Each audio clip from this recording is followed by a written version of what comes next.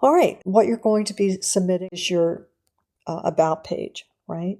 And this is one place where you're free to use a little bit of AI, but only because you're going to give it all the information it actually needs.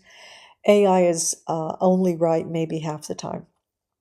And people are becoming really familiar with it, and it's becoming oversaturated depending on how it's used. If we can tell that AI was used, it's not used correctly. Okay, if it's something in the background that is helping us speed things up, that's one thing, a tool, just like anything else that we use. But if we can tell by the final project, final product that it was AI, then that's too far. We've taken it too far. So the purpose of your About page will be to introduce yourself, build trust, try to connect with your audience and determine who that, might be. We looked at that in week 1. And then you're going to have about 3 to 4 paragraphs, and you're going to add a professional photo. You don't have to get all your camera gear out to do that. You can use your mobile phone camera is fine. Main thing is going to be your focus and your lighting. If someone is using, any camera, but especially your phone camera, your cell phone, you want to make sure you clean the lens. That happens a lot.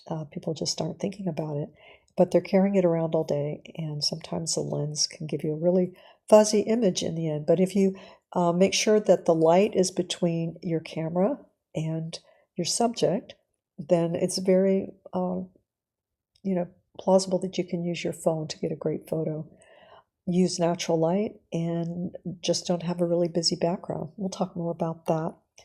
So you're going to be writing for your client, not for your friend, not for yourself. It's strictly what does your client want to know, okay? And they want to know how we can help them. That's what they care about. So the About page, that's why we have it everywhere, is because it's a really important web standard. It, again, builds credibility and trust.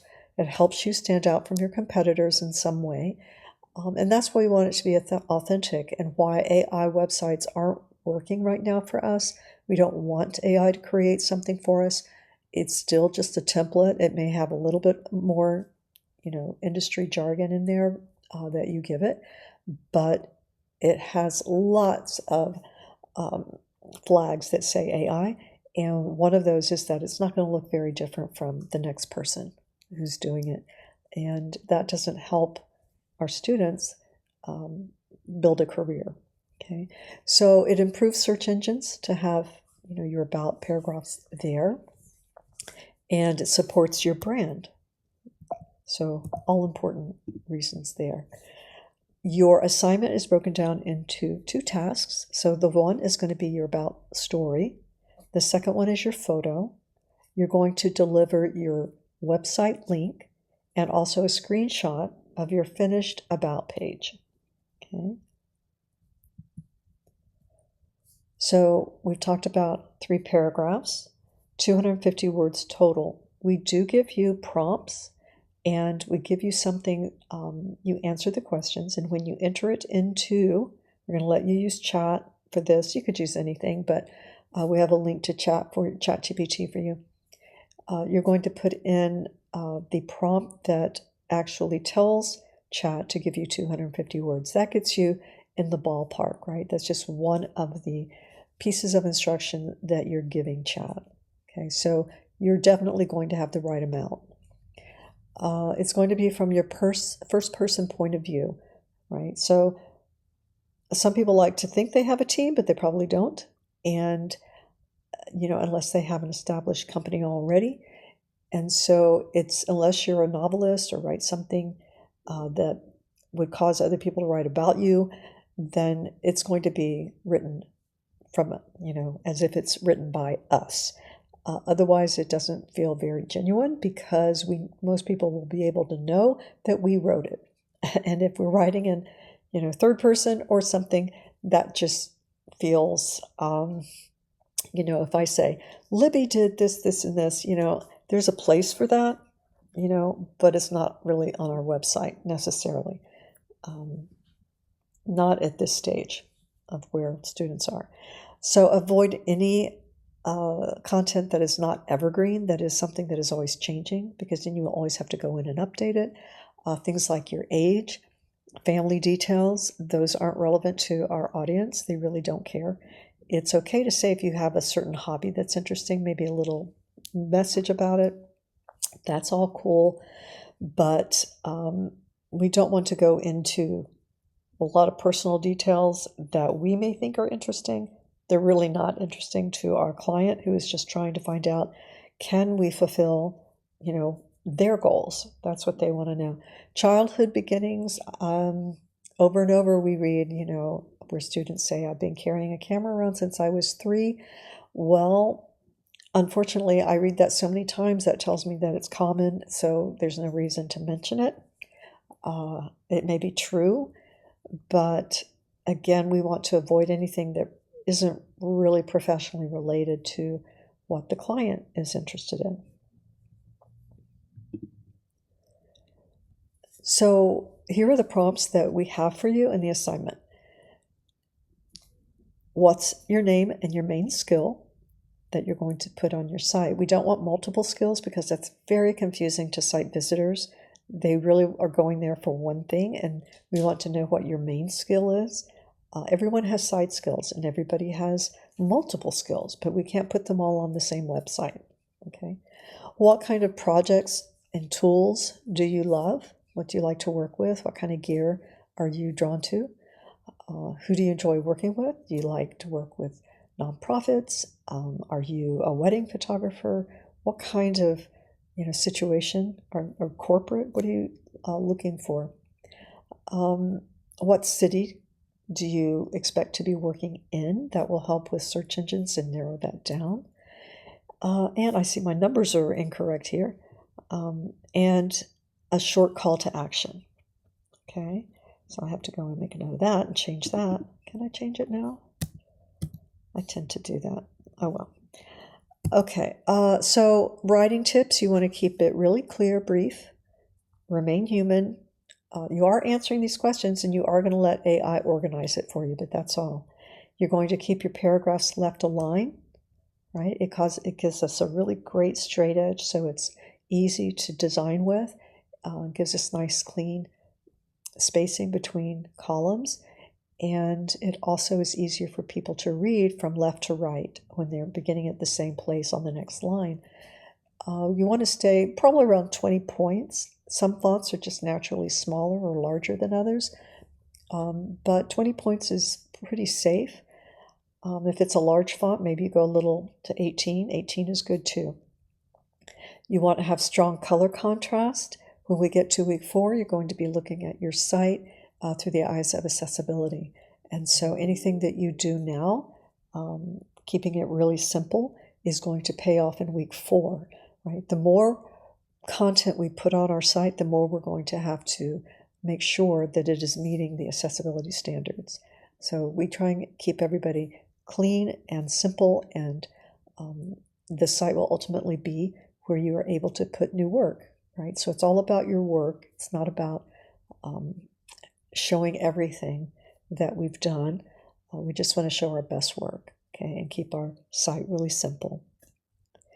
You do want to proofread it after you write your paragraphs, after you get it organized, and make sure that the grammar and the tone is correct. Sometimes, unfortunately, AI has a particular tone oftentimes, and sometimes I've had to tell students to go back to their original story or their original about paragraphs because they're just better. But there are things that AI won't do. It won't make mistakes in spelling usually, or sentence formatting, but it doesn't mean that the writing is representative of you. That is why we ask you to submit the answers to your questions, and then we also check your final paragraphs that were uploaded to your page in your screenshot. But it is important to see those original answers because sometimes, not very often, but sometimes I have to advise a student to go back to their own writing because it's just better. Not that the sentence structure is going to be great, They could fix that, but it just sounds like them, or it's more interesting. So, because of the word voices that they use, just the language that they use. So after writing your responses, you're going to put it into this, okay? You're going to take this whole prompt here, to write a short 250 word about section for my website. That's what you're going to put into chat. All of this, you're going to fill this part in with your name and your skill, and you're going to paste your responses to your questions in here, and then end with a call to action. So you're going to take this, paste it in, and then fill in the missing boxes here with your answers, and that will give you what you need. I've never had a student have any problem with that. But make sure, again, that it reflects your voice. Remove anything that doesn't feel authentic. We won't go into the structure that AI has. That is noticeable because a lot of people still don't notice it. But if you do, then you might want to rewrite that. You can ask it to write like a human after you give it that prompt. Humans tend to have varying lengths of sentences. Some are longer, some are shorter, where AI doesn't tend to do that as much. AI likes to list things in threes, like, I don't know, everything is going to be wonderful, easy to read, and user-friendly. It would say something like that. It will be this, this, and this. That's very common. It's not bad writing, though. That's the problem. It's very traditional thesis writing, basic paragraph writing, but it's also very AI. But people who visit your site they won't notice right away. So, but it's just for you to know. You want a professional photo, so we can say professional wardrobe, but it's really going to be professional for your industry, whatever that is. Sometimes people who are in key roles on films sometimes have collars that they wear, but there's also cinematographers and people who never wear collars, right? And they wear cargo shorts because that works for their industry. But you do want to wear your nicest, okay? But it doesn't mean you have to wear a suit to have a professional photo. It has to be relevant to your industry. Do make sure that there aren't t-shirts that have logos or anything on them that would have to be removed, like a Nike hat, a Nike shirt. All those things we have to keep more generic for copyright. So that's important. Quality lighting and clear focus. We talked about that. Simple background, no cars, no bedrooms. We like cars because the lighting is filtered on both sides with windows and through the glass, and so we look good, right? We've got a really great lighting, but we don't need to see what's, our car seats and things like that in our car windows, and that's really not what we want. But that is the reason that people are so tempted to do that, I think. So, but do keep a neutral background. And look into the camera. We don't want sunglasses and things like that. People want to be able to connect with you. It doesn't mean that every profile image where someone has sunglasses is bad, but usually they have an image that is not like that somewhere, so we can make a connection. It doesn't have to be, a big full production to do it. You can just do daylight near a window, soft lamp. Again, simple, uncluttered background. You can use your phone tripod or a steady surface somehow if you want. You can crop to the shoulders if you want, but it doesn't have to be a big production to get a decent professional headshot. So you'll place your text and your photo together in one section.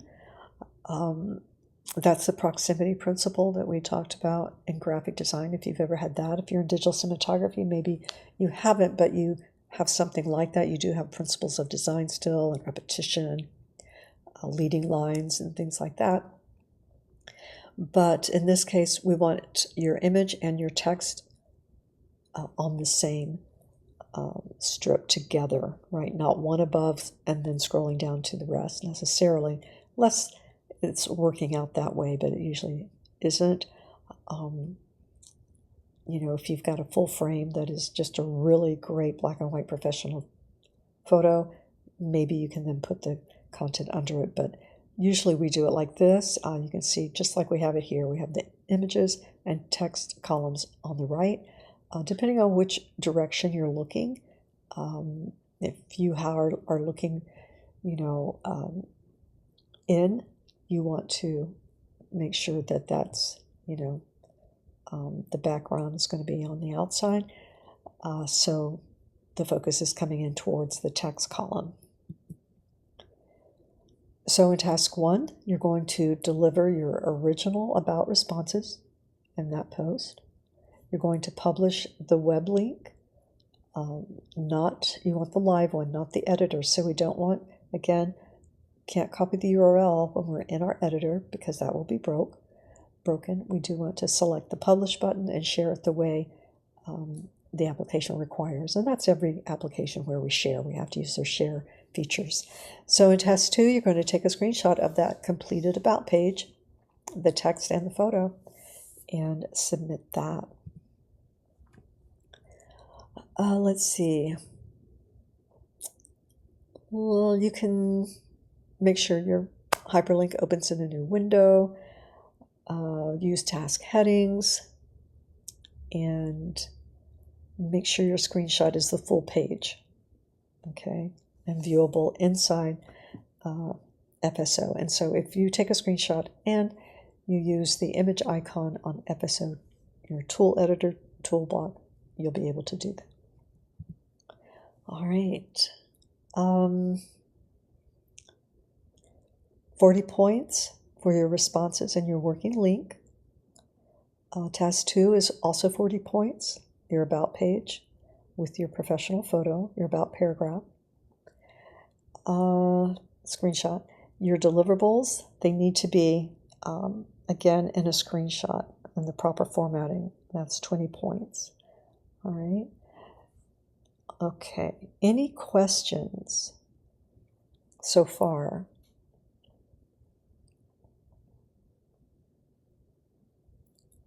I'm going to take that as a no. Okay. Common mistakes: submitting an editor link instead of the published link, forgetting to post the original responses, overly casual or vague writing, unprofessional photo or background. Those are usually where students might fall short if they do. So we have resources for you in the assignment: how to write an about page, how to take a professional headshot. There's the Wix support, and there's the tutorial for Wix. I think it is the Wix Learn. And the Laws of UX is your book, and you want to skim through that. It's easy reading, but they're universal user experience principles that you'll be able to use, well beyond the latest application updates, that come your way. This is something that will be evergreen content that you can, theories that you can apply, not just, temporary content. All right, so final thoughts: keep the client needs at the center, aim for clarity, connection, professionalism, and remember that small design choices have big impact on credibility. So keep it simple, and we'll be better off that way. Okay, so you're letting me know that the links for how to write in 2.1, yes. Yes, I thought you were telling me maybe they were broken. Yes, everything is going to be there that you need for the assignment. And again, the only thing that students sometimes have a challenge with is just going to be forgetting to put their answers into task 1. Make sure that they submit those two instead of going straight to chat. That's the biggest one that I see. So you're going to draft your responses, your answers. You're going to test out ChatGPT to polish it. Make sure you take your headshot,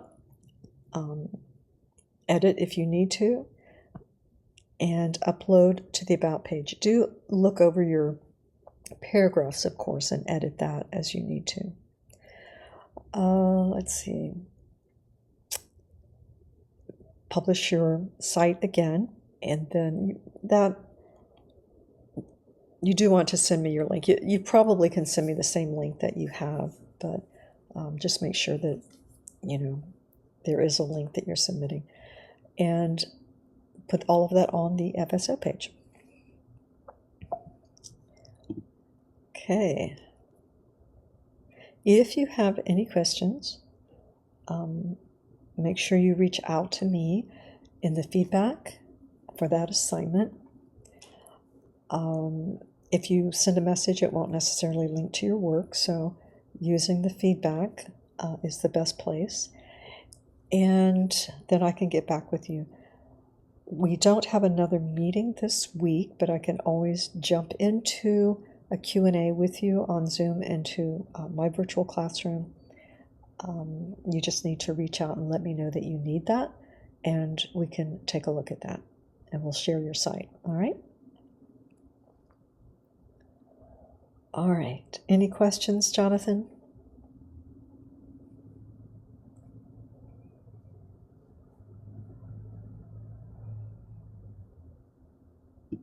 Okay. All good. Very well. All right. Then I'm going to end this session, and please have a great afternoon and contact me with any questions whatsoever. Okay, you too. Have a great one. You too.